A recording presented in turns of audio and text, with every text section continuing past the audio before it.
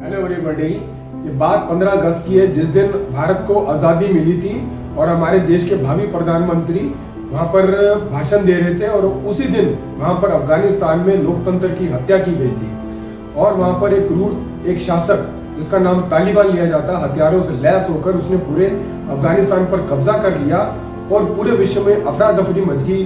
लोग एम्बेसीज बंद करनी पड़ गई कंट्रीज को और वहां पर लोग फंसे रह गए।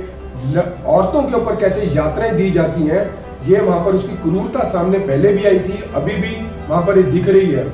लेकिन कुछ उसने दिन दिए कि इस दौरान आप वकेट कर दीजिए जो काबुल का एयरपोर्ट है, वहां से लोग अफगानिस निकले भी हैं, इंडियंस भी निकले हैं, अमेरिकन भी निकले हैं, लेकिन पोजीशन अभी बहुत खराब शायद हो सकती है क्योंकि गोली की नोक पर आप कभी भी शासन नहीं कर सकते।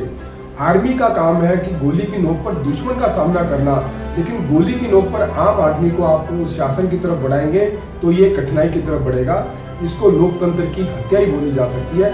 ये बर्बरता पूर्वक एक विषय सामने आके खड़ा हो गया जिसके लिए कभी कोई तैयार नहीं था। लेकिन इसके बीच में एक ऐसी खबर हमारे पास हाथ लगी हुई है कि हमारा जो देश के प्रधानमंत्री है नरेंद्र मोदी, एक भावी प्रधानमंत्री जो तपस्वी है, तपस्वी होने के बावजूद में उनको प्रतिज्ञा करनी आती है।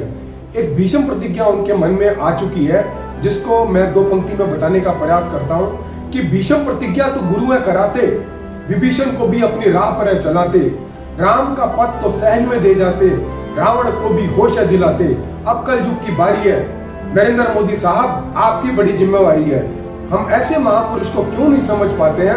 हमें तो सिर्फ हाँ में हाँ मिलाना है, बाकी तो नरेंद्र को निभाना है। ये तय हो गया है। आप देख लीजिए कि जितनी ऐसी अप्रिय घटनाएं यहाँ पर चल रही हैं, कुछ भी नहीं करना हमको इसके द्वारा दी हुई गाइडलाइंस के साथ ऊपर चलना है और ये हमको ये संरक्षण दे जाएगा। इसके पास में शास्त्र नीति, कूटनीति, इसके पास में भरपूर तपस्या, चाणक्य नीति भरपूर हमको इतने सालों में देखने को मिली है। लेकिन ये अफगानिस्तान का जो कहर है, इसमें भी शांति से ये रास्ता निकाल के ले जाएगा।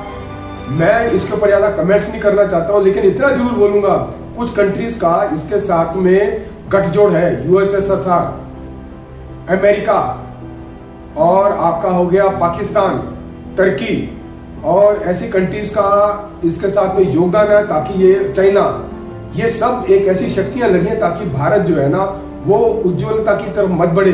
लेकिन एक मैं बताता हूं आपको बात, नरेंद्र मोदी की खूबसूरती, जितने पत्थर मारोगे उन पत्थरों को ये रास्ते पर सीमेंट बिछाकर एक रास्ता बना देता और ऊंचाई की तरफ बढ़ता है। जिसको तुम कहते हो कि भी हमने पत्थर मार के नरेंद्र मोदी का कद छोटा कर दिया, ये वहीं पर इसको खत्म करके ये आगे बढ़ता है। तो ध्यान रहे कि भीषम प्रतिज्ञा तो गुरु है कराते, विभीषण को भी अपनी राह पर है चलाते, राम का पथ तो सहज में दे जाते, रावण को भी होश दिलाते।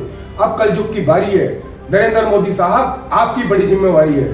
हम ऐसे महापुरुष को क्यों नहीं समझ पाते हैं? हमें तो सिर्फ हाँ में हाँ मिलाना है, बाकी तो नरेंद्र को निभाना है। इन पंक्तियों के साथ अपनी मैं वाणी को विश्राम देता हूँ और ध्यान रहे इस बात का कि आने वाला जो समय है आप देख लेना कि नरेंद्र मोदी जी क्या कर देंगे। जो उग्रवाद के लिए इतना बड़ा प्रपंच बनाने का प्रयास कर रहे हैं, इनके लिए इनके पास भी एक गुप्त रूप से इनके पास में भी संज्ञान पड़े हैं। वो समय आने के पास आपको सब कुछ दिख जाएगा। धन्यवाद।